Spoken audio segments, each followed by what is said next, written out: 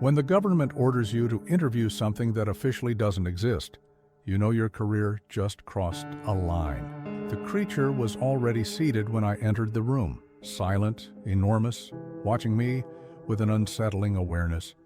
But what it revealed about where its kind truly came from, I will never forget. My name is Daniel Rourke, and in November 1996, I was a 35-year-old government field agent working for a specialized division that most people in federal service didn't know existed. Officially, I was listed as a senior environmental compliance officer with the Department of Interior. Unofficially, I was part of a small team that investigated incidents involving unclassified biological entities, environmental anomalies, and situations that required both scientific understanding and absolute discretion.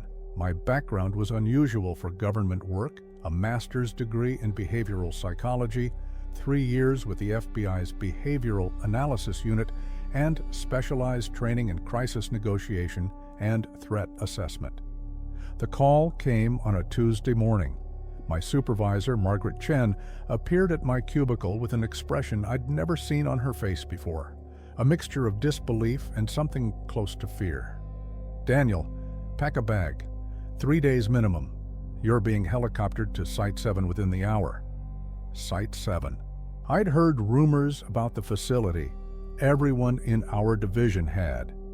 It was supposedly a research station built during the Cold War, abandoned in the 1980s, and then quietly reopened in the early 1990s for purposes that remained classified even within our security clearance level.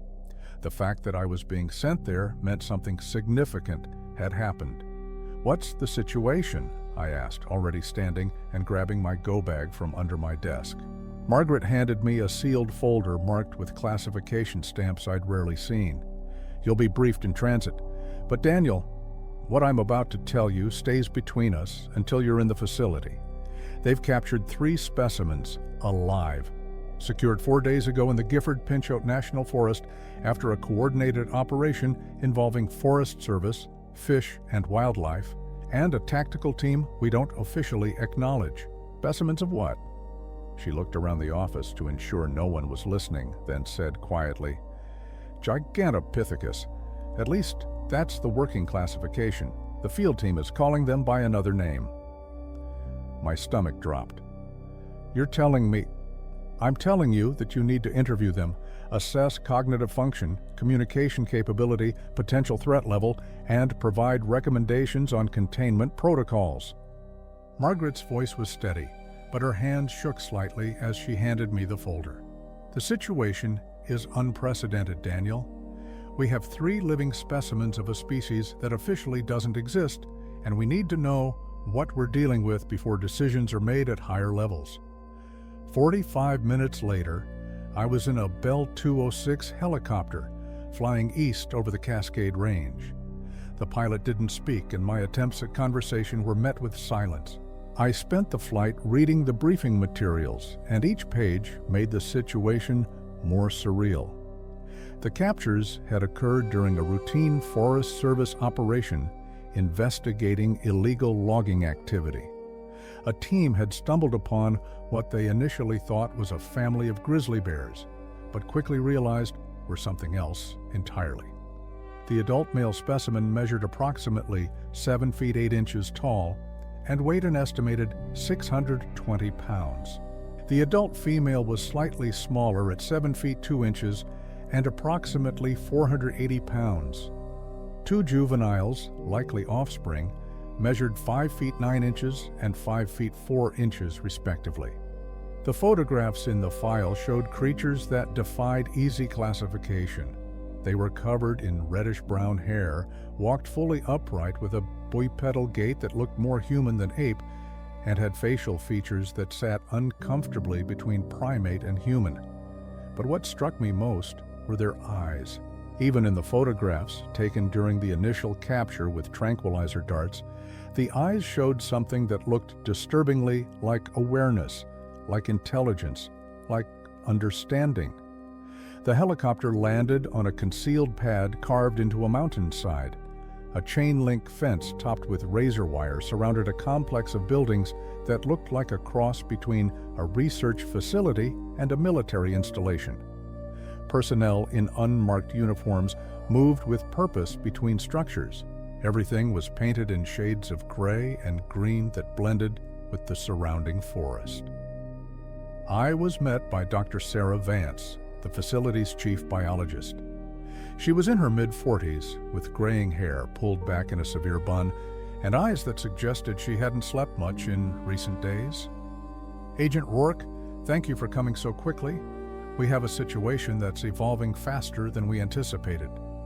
"Evolving how?" I asked as we walked toward the main building. "The specimens are demonstrating capabilities we didn't expect. Communication beyond simple vocalizations, problem-solving behavior, and something that looks disturbingly like strategic planning." Dr. Vance swiped a keycard and led me through multiple security checkpoints. The adult male has been particularly challenging. He refuses food, won't respond to any testing protocols, and spends most of his time in what appears to be a state of deliberate non-cooperation. "You mean he's on a hunger strike?" "That's exactly what I mean, which implies understanding of leverage, negotiation, and consequence. These aren't simple animals, Agent Rourke, and that's why you're here." We entered what looked like a control room with multiple monitors showing different angles of containment cells. On the screens, I saw them for the first time in real-time video. Not photographs, but living, breathing entities that moved with fluid grace despite their confinement. The adult male sat in a corner of his cell, arms wrapped around his knees in a posture that was heartbreakingly human.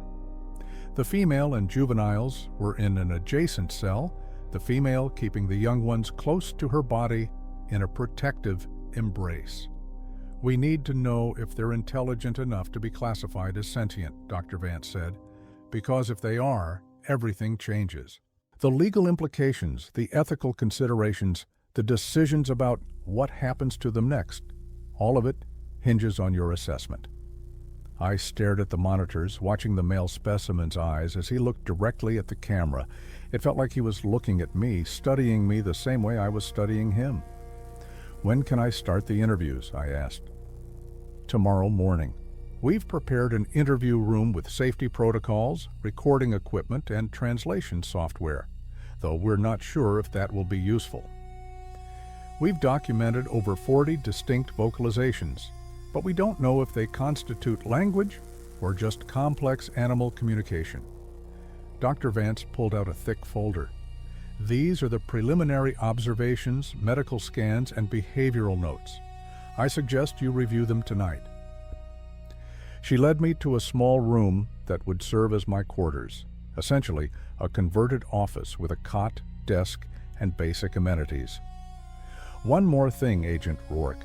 There are people in Washington waiting for your report, people who will make decisions based on what you tell them. Some of those decisions involve whether these specimens remain alive or are terminated as potential biological threats. The weight of that should inform your work here." After she left, I sat at the desk and opened the folder. Medical scans showed skeletal structures that were similar to human anatomy, but adapted for greater size and strength. Brain scans revealed cranial capacity within the range of modern humans, with development in areas associated with language processing, spatial reasoning, and social cognition. These weren't primitive creatures. They were something else, something that existed in a space between animal and human that our classifications couldn't easily accommodate. I spent the evening reviewing everything, making notes, preparing questions. But one thought kept returning. What if they were intelligent enough to understand they'd been captured, imprisoned, and were likely being evaluated for potential execution? What if the male's hunger strike wasn't instinct, but a choice? A form of resistance? At midnight, unable to sleep, I returned to the control room. The night shift technician nodded at me but said nothing. On the monitors, the female and juveniles were sleeping, curled together in a pile that looked like any family seeking comfort.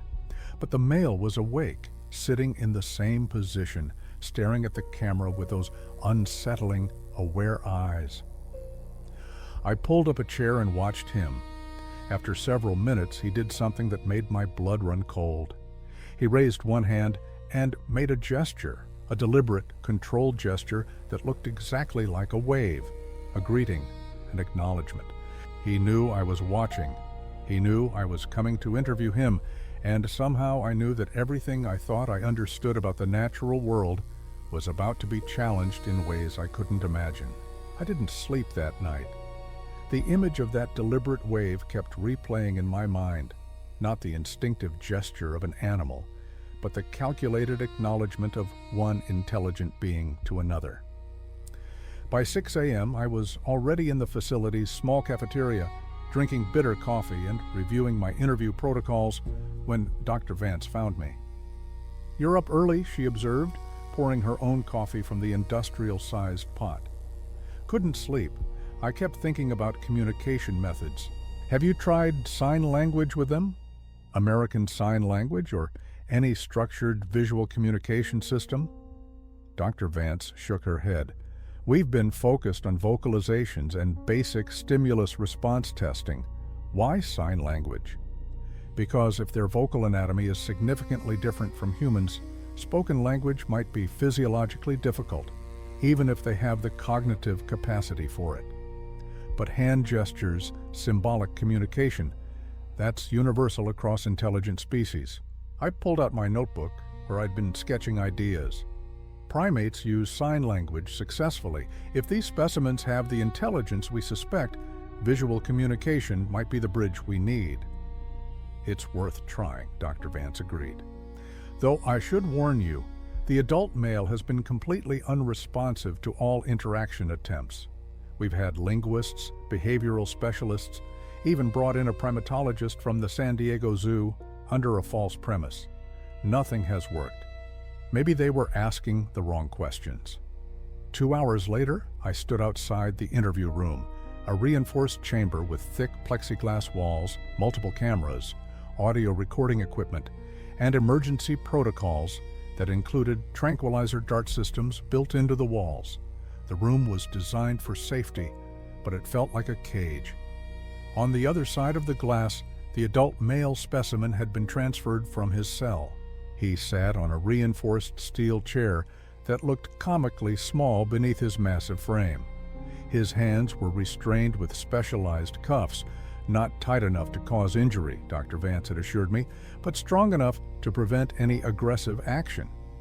Despite the restraints, his posture was eerily calm, almost meditative. He hadn't looked up when I entered the observation area. I took a breath and stepped into the interview room. The smell hit me first, not unpleasant, but distinctly wild. A mixture of forest earth, pine needles, and something musky that reminded me of the primate house at the zoo, but more complex, more layered. The specimen didn't react to my entrance. He kept his eyes fixed on the floor, his breathing slow and measured. "Good morning," I said, keeping my voice calm and neutral. "My name is Daniel Rourke. I'm here to talk with you." No response, not even a flicker of acknowledgement. I pulled up a chair and sat down, deliberately positioning myself at his level rather than standing in a position of dominance. "I know you can understand me, or at least I suspect you can. The wave last night, that was directed at me, wasn't it?" Still nothing, but I noticed the slightest change in his breathing pattern. He was listening. "I'm not here to hurt you. I'm here to understand, to communicate if you're willing." I paused, choosing my words carefully. "I know you've been refusing food. That's your choice, and I respect it. But I want you to know that your cooperation, or lack of it, is going to determine what happens next. Not just to you, but to your family in the other cell." At the mention of his family, there was a visible reaction. His shoulders tensed, and his hands, those massive, powerful hands, clenched into fists despite the restraints. His head raised slightly, though he still didn't look directly at me. Progress.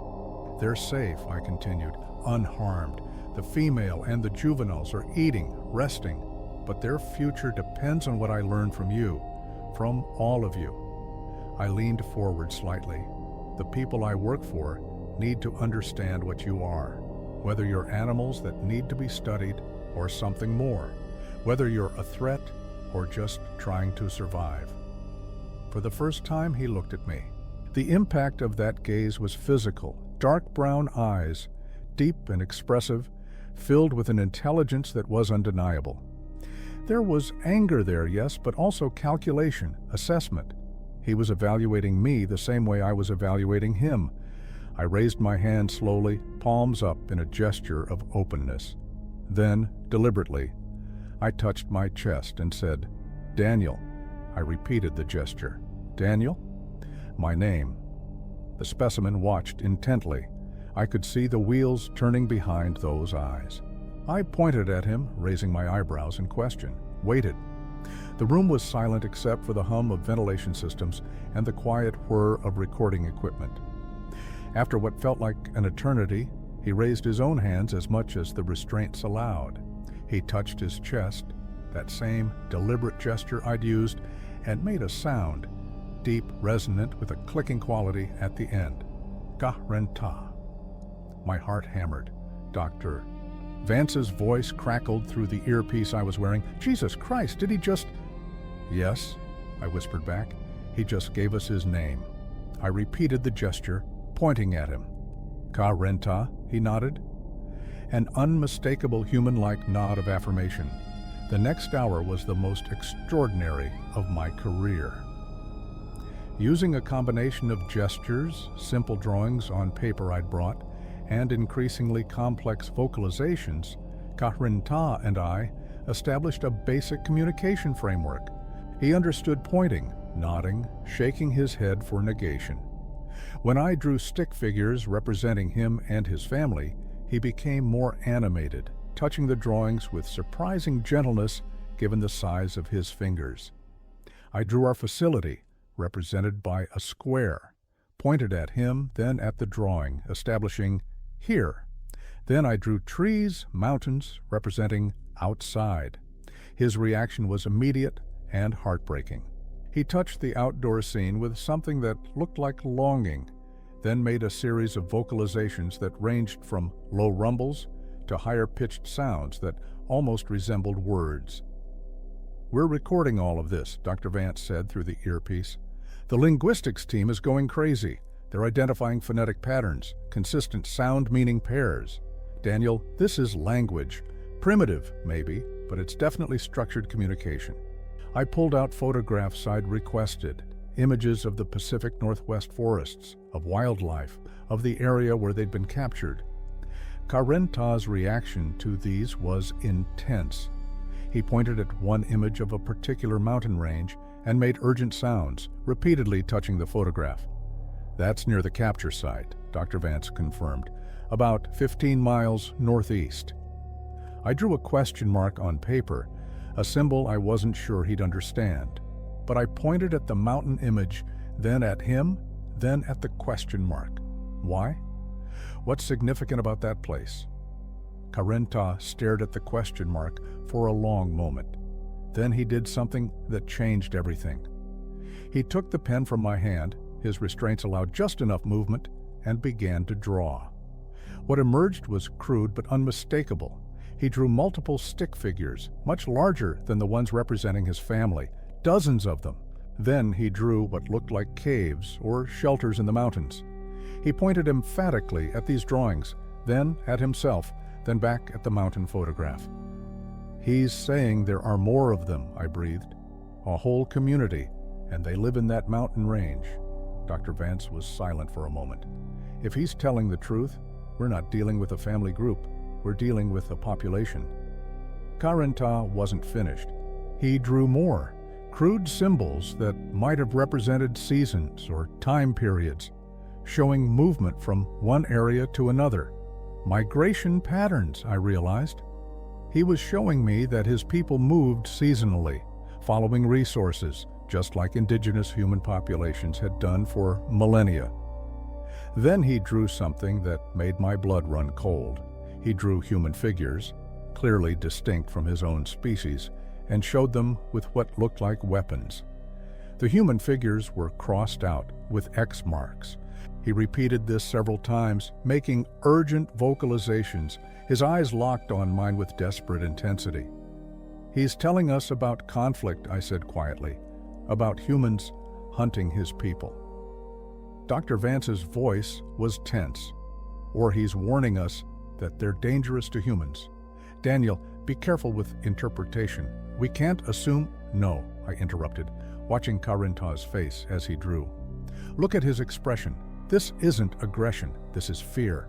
He's showing me that his people have been hunted, killed. That's why they hide." Karenta set down the pen and looked at me with an expression that transcended species. It was the look of a father terrified for his children, a look I'd seen in human interviews countless times. He pointed at his drawings of the large community in the mountains, then at his family in my crude representation of the facility, then made a gesture that was universal. He brought his hands together and then apart, asking a question. "Will we be reunited? Will I see my people again?" I didn't have an answer, but I knew one thing with absolute certainty. These weren't animals. They were people, non-human people, with families, communities, language, and culture. And we'd just captured and imprisoned them like laboratory specimens. The ethical implications were staggering, and I had no idea what I was going to put in my report.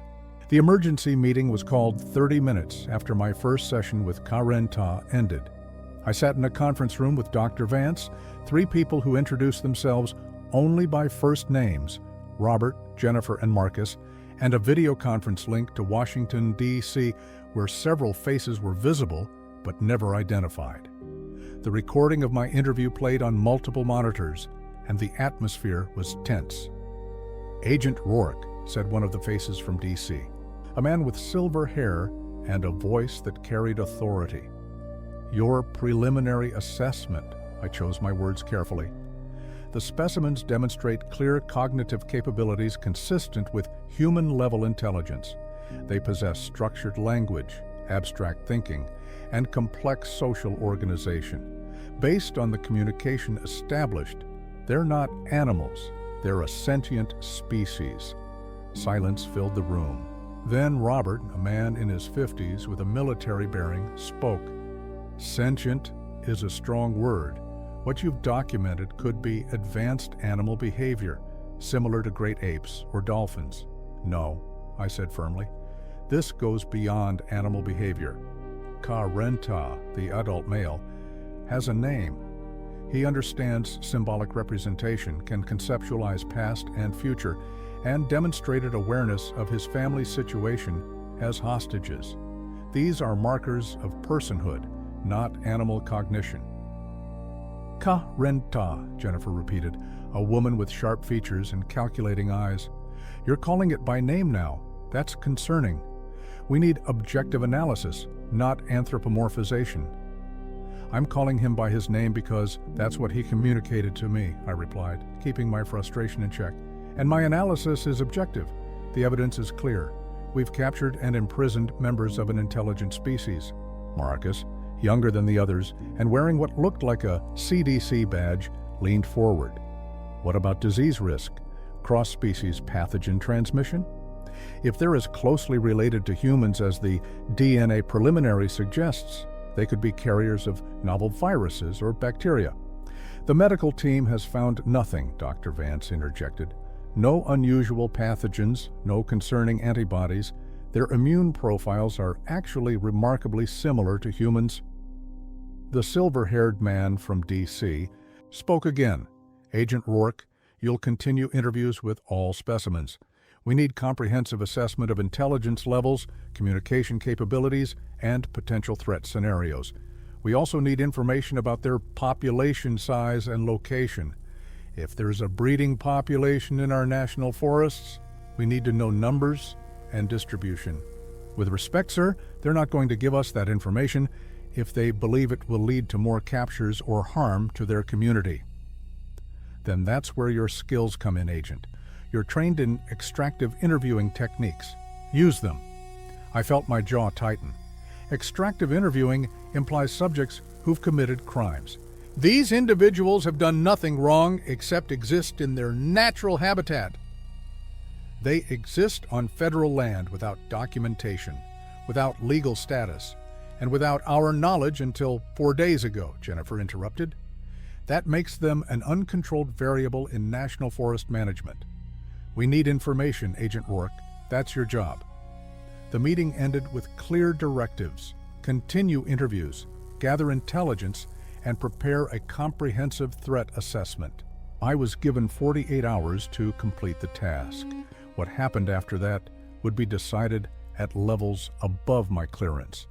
Back in my quarters, I sat with my head in my hands, trying to reconcile my orders with what I knew to be true. I was being asked to extract information from sentient beings who had been forcibly separated from their community and imprisoned. The ethical parallels to historical human rights violations were impossible to ignore. A knock on my door interrupted my thoughts. Dr. Vance entered without waiting for a response, carrying 2 cups of coffee and a file folder. "You look like you need this," she said, handing me a cup. "And you need to see this." The folder contained medical scans I hadn't seen before. "These are from the juveniles," Dr. Vance explained.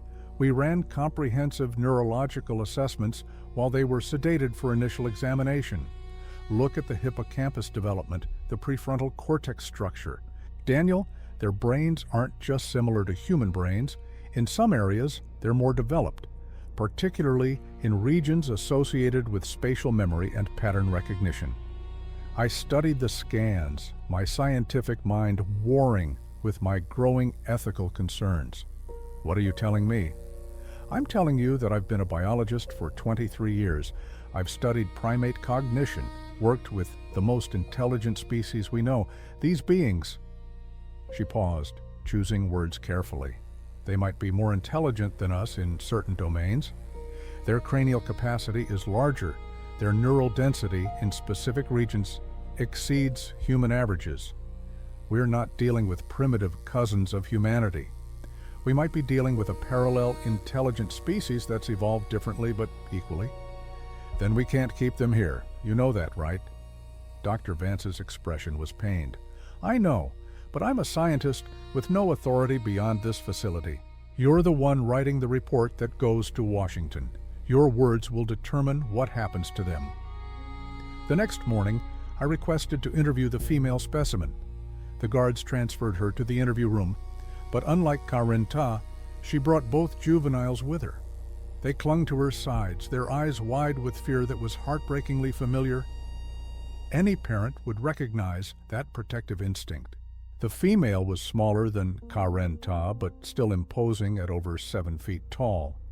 Her hair was slightly lighter, more auburn than brown, and her face held a gentleness that contrasted with the male's stoic intensity. The juveniles appeared to be different ages, one around the equivalent of a human 10-year-old, the other perhaps 6 or 7. I entered the room slowly, keeping my posture non-threatening. "Hello," I said softly. "My name is Daniel. I spoke with Karenta yesterday." At the mention of his name, the female's reaction was immediate. She made urgent vocalizations, gesturing toward the door, toward where she knew he was being held separately. "He's safe," I assured her, though I wasn't sure how much she understood. "I'm trying to help." I sat down and pulled out paper and pens, the tools that had worked with Karenta. The younger juvenile watched with evident curiosity, while the older one maintained a protective stance in front of its mother. I started with the same basic communication I'd established before, pointed to myself. "Daniel," then pointed to her, raised my eyebrows in question. She studied me for a long moment, then made a sound. "Mah-ra, mah-ra," I repeated, touching my chest in acknowledgement. Then I pointed to the juveniles. She placed a hand on the older one, Kena, then the younger, Tohri. A family, complete with names, with roles, with bonds that were obviously deep and meaningful. The older child, Kena, was watching me with less fear now, more curiosity. I offered the pen and paper, making drawing motions. Kena looked at her mother, who made a soft sound, permission, and then the child slowly approached. Up close, I could see details I'd missed from a distance. The expressive eyes, the careful way she moved, the intelligence in every gesture. She took the pen tentatively and began to draw. What emerged was remarkable. Not crude stick figures like her father had drawn, but more detailed illustrations. She drew what looked like a dwelling, not a cave, but a constructed shelter made from branches and leaves. She drew multiple figures engaged in activities, gathering, eating, what might have been playing or dancing. She drew trees heavy with fruit, a stream with fish. She was showing me their life, their normal, peaceful existence before the capture. Mahra watched her daughter draw, making soft, encouraging sounds. The younger child, Tori, eventually joined, adding small details to the drawings: flowers, birds, elements that spoke of a child's attention to beauty. I felt something break inside me. These weren't specimens. They weren't animals or threats or biological curiosities. They were a mother and her children, torn from their home and their lives, imprisoned in a facility where their fate was being decided by people who'd never met them, never looked into their eyes, never seen a child draw pictures of home.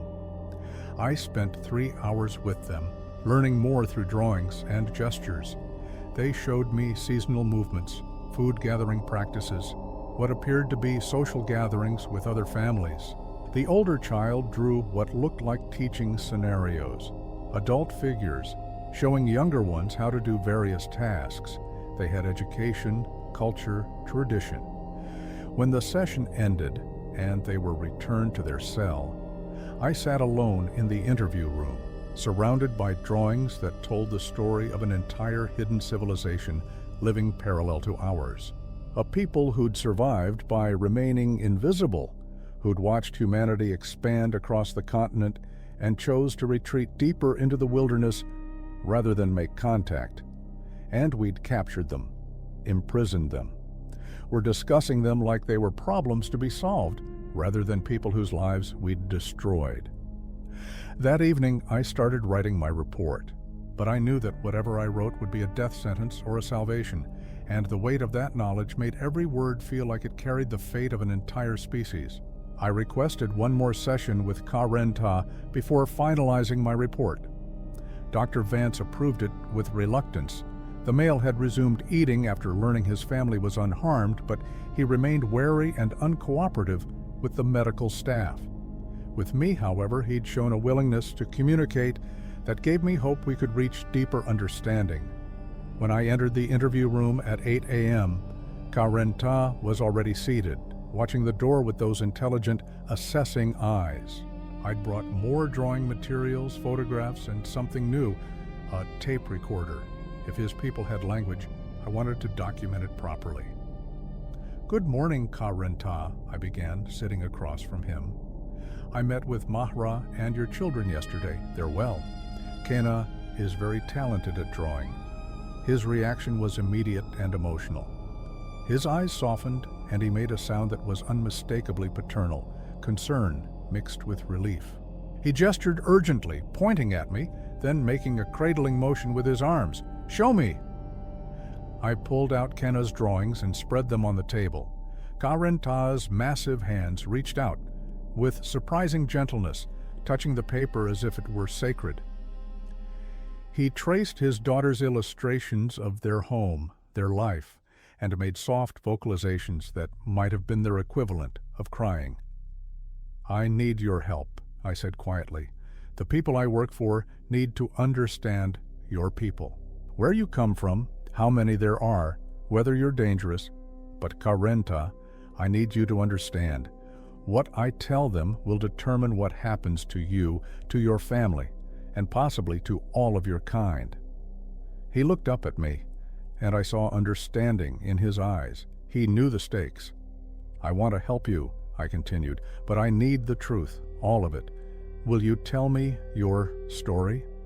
For a long moment he didn't move. Then, slowly, he reached for the pen and paper. What he drew over the next hour was extraordinary, a visual history that revealed far more than I'd imagined. He started by drawing the sun and moon, using gestures to indicate the passage of time, many, many cycles. Then he drew figures like his own people, but showed them in what appeared to be larger numbers, spread across a vast area. This was the past, he seemed to indicate, a time when his people were more numerous, less hidden. Then he drew something that made me lean forward. Human figures, but different from modern humans. They wore skins, carried primitive tools, lived in caves. He drew his people and these early humans side by side, gesturing to indicate coexistence, sharing. There was a period of peace, of mutual respect. You're saying your people and early humans lived together, I asked, thousands of years ago? He nodded emphatically, then continued drawing. The human figures changed, evolved, grew more numerous. They built structures, formed large groups, developed weapons, and his people began to retreat. He drew arrows showing movement, his people withdrawing to more remote areas, becoming fewer in number. Then he drew something that chilled me, human figures with weapons actively hunting his people. He made the same X marks he'd shown before. Death, killing. His hand moved with anger now, slashing the pen across the paper to show violence, destruction. Humans hunted you, I said, killed your people. Another emphatic nod. He drew more, showing his people hiding, moving only at night, avoiding human settlements. He showed dwindling numbers, many figures crossed out, only a few remaining. Survival through invisibility. But then he drew something I didn't expect. He showed his people helping humans, leaving food during what appeared to be harsh times, guiding lost travelers, represented by human figures with question marks, back to safety, protecting human children who'd wandered into the forest. Despite the hunting, despite the violence, his people had continued to help when they could. Why, I asked. Why help the species that was hunting you? Karenta touched his chest, then touched the drawing of a human figure, then placed both hands over his heart. The message was clear. Because we're similar. Because we understand suffering, family loss. Because compassion transcends species. I sat back, overwhelmed by what he was showing me. Your people have been in these forests for thousands of years. You watched humans develop, expand, dominate. You could have fought back, but instead you chose to hide, to survive by remaining unseen. And even now, you still help humans when you can. He nodded, then drew more, recent times. He showed encounters with modern humans, hikers who'd gotten lost and found supplies mysteriously left on trails, injured climbers who'd been guided to safety by sounds in the forest, children who'd wandered away from campgrounds and were gently herded back toward their families by unseen guardians. His people had been invisible angels, protecting a species that had hunted them to near extinction. Dr. Vance's voice crackled through my earpiece. Daniel, this is incredible. If what he's showing is true, there are dozens of missing persons cases that might have different explanations. People who survived impossible situations in the wilderness always reported hearing or sensing something helping them. Karenta wasn't finished. He drew what appeared to be the present, his family in the mountains, living peacefully. Then he drew human figures with what looked like vehicles and equipment. He gestured violently, showing disturbance, destruction of habitat. Not hunting this time, but encroachment, development, logging, roads pushing deeper into the last wild places. He drew his people being pushed into smaller and smaller areas, fewer places to hide, less food available. He showed young ones, like his own children, with nowhere to grow up safely. The modern threat wasn't violence, but displacement, the gradual elimination of habitat until there was nowhere left to exist unseen. Then he did something that broke my heart. He drew his family being captured, nets, tranquilizer darts, the fear. He drew them here in this facility. And then he drew a question that was devastating in its simplicity. a path leading away from the facility toward the mountains, with a question mark at the end. "Will you let us go home?" I couldn't answer. I didn't have that authority. But I knew what my report would recommend. "There's something else I need to ask," I said carefully. "You've shown me that your people are peaceful, that you help humans, that you only want to survive. But the people I work for will ask, are there any of your kind who might be dangerous, who might harm humans?" Karenta's expression grew serious. He drew carefully now, a figure of his own people, but separate from the family groups. He drew this figure alone, made aggressive gestures, showed it attacking.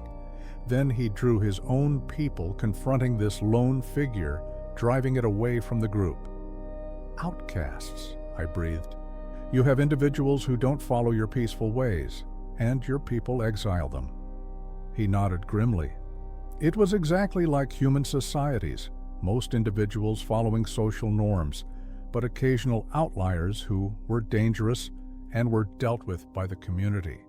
He drew what looked like mountains far to the north, showing where these outcasts went, far from his people's territories. "How many?" I asked, holding up fingers. "How many dangerous individuals?" He held up his hands, showing 4 fingers, then closed them.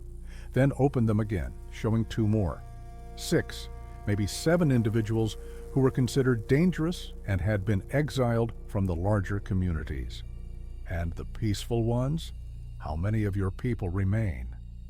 Karenta drew a circle, filled it with many stick figures, then another circle with more figures, then a third. 3 main communities, each with what appeared to be dozens of individuals. Maybe 150, 200 total, spread across the remote regions of the Pacific Northwest.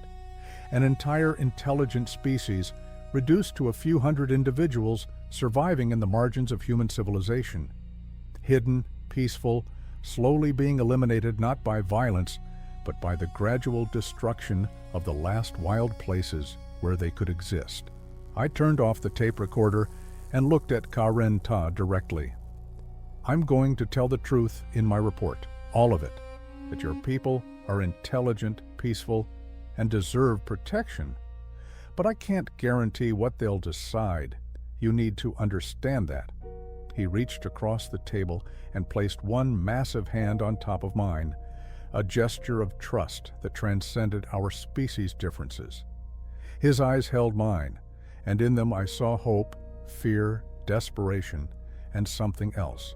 Gratitude that at least one human was trying to understand, trying to help. When the session ended and he was led back to his cell, I sat alone with his drawings spread across the table. A visual history of a species that had lived alongside humans for thousands of years, helping when they could, hiding when they must, slowly fading into myth and legend as their numbers dwindled. I had 24 hours to write a report that would either save them or doom them. And I knew that whatever I wrote, I would carry the weight of that decision for the rest of my life. I spent 18 hours writing the report. Every word was chosen with care, every conclusion backed by documented evidence. The final document was 47 pages long, including photographs, drawings, medical scans, linguistic analysis, and behavioral observations. But the heart of it came down to 3 fundamental conclusions that would determine everything. At 2 a.m., I sat in my quarters reviewing the executive summary one final time. Classification, top secret subject, threat assessment and species classification, specimens A through D agent, Daniel Rourke, Field Assessment Division. Executive summary. After 72 hours of direct observation and communication with 4 specimens captured in Gifford Pinchot's National Forest, I conclude the following. 1. Intelligence assessment. The specimens demonstrate cognitive capabilities consistent with human-level sentience. They possess structured language, abstract reasoning, complex social organization, cultural transmission of knowledge, and emotional depth. They are not animals, but persons deserving of rights and protections under any ethical framework. 2. Threat assessment. The specimens and their population pose negligible threat to human safety. Historical evidence suggests a pattern of peaceful coexistence and active assistance to humans in distress. Approximately 6 to 7 hostile individuals have been exiled by their own communities, indicating internal social controls and rejection of violence. The primary population is peaceful, defensive, and avoidant of human contact. 3. Conservation status. The species is critically endangered with an estimated population of 150-200 individuals across the Pacific Northwest. Primary threats are habitat loss and human encroachment, not aggression or incompatibility with human presence. Their survival strategy has been invisibility, maintained successfully for thousands of years. Recommendations. 1. Immediate release of captured specimens to their native territory with medical monitoring to ensure successful reintegration. 2. Establishment of protected habitat corridors in remote federal lands where the species is known to inhabit, with access restrictions and enhanced wilderness protections. 3. Creation of a specialized monitoring program with strict confidentiality protocols to ensure species survival without public disclosure. 4. Recognition that public revelation of this species' existence would likely result in their extinction through harassment, hunting, and habitat disruption. Protection requires continued secrecy. The ethical and legal implications of this discovery are profound. We have encountered a non-human intelligent species. How we respond will define our own humanity. I attached all supporting documentation, encrypted the file, and sent it through secure channels to Washington. Then I waited. The response came faster than expected. At 9 a.m., I was summoned to an emergency video conference. The same faces from before appeared on screen, but now they were joined by others, people I recognized from news photographs, a Deputy Secretary of the Interior, someone from the National Security Council, a woman I was fairly certain was from the Office of the Vice President. The silver-haired man who'd chaired the previous meeting spoke first. Agent Rourke, your report has been reviewed at the highest levels. Your conclusions are challenging. They're based on evidence, sir. Documented, recorded, reproducible evidence. We don't dispute your findings, the Deputy Secretary interjected. The question is what we do with them. You're recommending we release highly valuable scientific specimens and essentially create a protected reservation for a species that officially doesn't exist. Do you understand the implications? With respect, ma'am, they're not specimens, they're people. And yes, I understand the implications. I'm also aware of the alternative implications that we would be knowingly imprisoning or destroying an intelligent species for the sake of scientific curiosity or bureaucratic convenience. Silence filled the video conference. Then the woman I thought might be from the VP's office spoke. There's also a practical consideration. This facility isn't designed for long-term containment of intelligent beings. The legal ambiguities alone are staggering.